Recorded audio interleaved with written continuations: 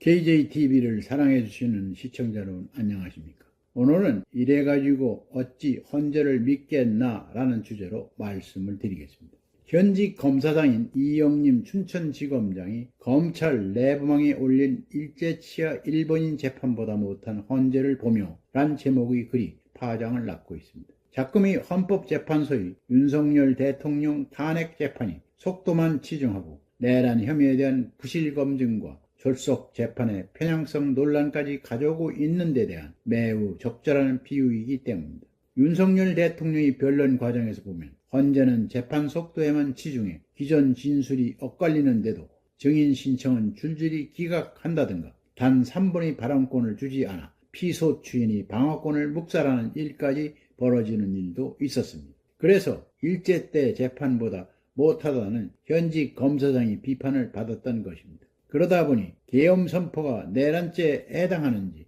헌재에선 규명된 것이 지금껏 하나도 없는 실정입니다. 결국 헌재가 윤 대통령의 내란죄 위반 여부에 대해선 하는 신용만 했다는 비판이 나옵니다. 내란죄는 윤 대통령의 탄핵소추 사유 중 핵심 사유입니다. 그러나 민주당이 주도하는 국회 측이 갑자기 형법상 내란죄를 철회하겠다고 하자 헌재 재판은 속도를 내기 시작했습니다. 그러면서 헌재는 내란죄 철회 요청에 대한 결론을 내지 않은 채 계엄에 관련한 핵심 증인들만 불러 부실한 신문을 계속해오고 있습니다.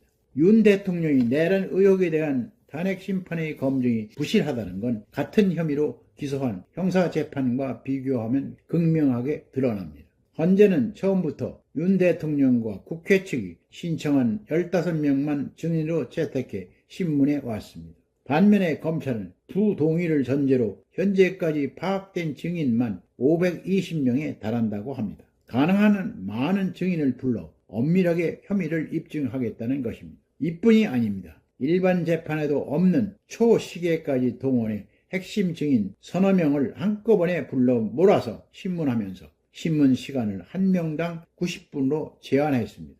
이는 졸속 재판이라는 비판을 받아 마땅합니다. 윤 대통령 측이 신청한 한덕수 총리 등 증인 신문도 처음엔 기각했다가 여론이 좋지 않자 다시 채택했습니다. 지금까지 헌재는 대통령 측이 신청한 증인 34명 중 8명만 채택했었습니다. 변론 기일도 박근혜 대통령 때는 17차례나 걸쳐 진행됐는데 윤 대통령은 8차까지만 잡혀 있었습니다. 그러다가 비판 여론이 들끓자 엊그제 겨우 2차례 더 잡았습니다. 이영림 검사장은 일제 재판부도 안중근 의사가 할 말을 다 했으니 더 이상 할 말이 없다고 할 때까지 안의사의 주장을 들어줬다면서 문영배 재판관은 증인신문 이후 3분의 발언 기회를 요청한 대통령의 요구를 묵살했다고 비판했습니다.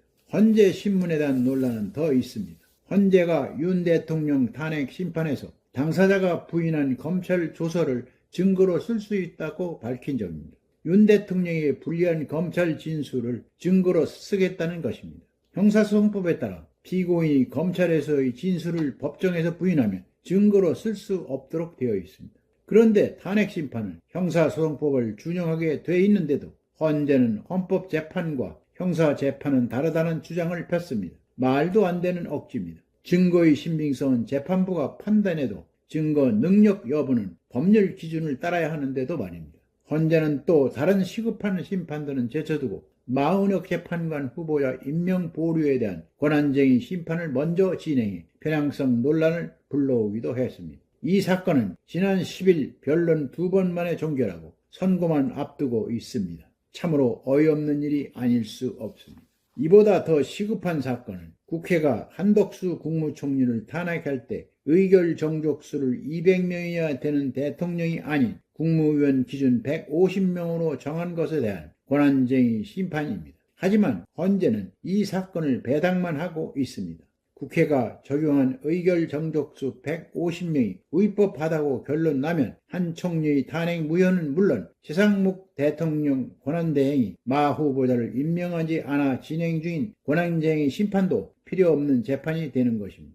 헌재는 지난 12일 최재해 감사원장의 탄핵 심판 첫 변론을 3시간 만에 끝내고 변론 절차를 마무리했습니다. 선고 날짜는 재판관 평의를 거쳐 추후 통지하겠다고 했습니다. 단 한 번의 변론으로 끝날 사건을 지금까지 장장 69일을 질질 끌어온 것입니다. 공직자 파면을 결정하는 탄핵 심판이 변론 한 번만에 끝난 건 그만큼 소추 사유가 미약했다는 것을 뜻합니다. 그럼에도 불구하고 일찍 심판을 끝내지 않은 건 무엇 때문입니까? 묻지 않을 수 없습니다. 특히 대통령 파면 여부를 심판하는 재판은 주권자인 국민이 선거로 내린 결정을 바꾸느냐 여부를 결정하는 중대사입니다. 따라서 신속한 진행도 필요하지만 공정하고 적법한 절차를 지키는 것이 더욱 중요합니다. 그래야 어떤 결론이 나오더라도 국민이 수긍할 수 있기 때문입니다. 이 검사장의 말대로 지금의 헌재는 일부 재판관의 편향성 문제로 자질이나 태도를 의심받고 있는 게 사실입니다.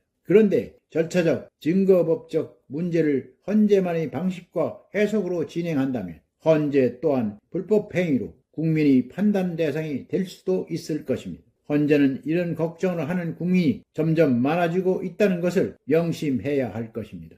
오늘은 여기까지입니다. 끝까지 시청해 주셔서 감사합니다. 좋아요와 구독을 꼭 눌러주시기 바랍니다. 여러 사람이 볼 수 있도록 해 주시기 바랍니다. 감사합니다.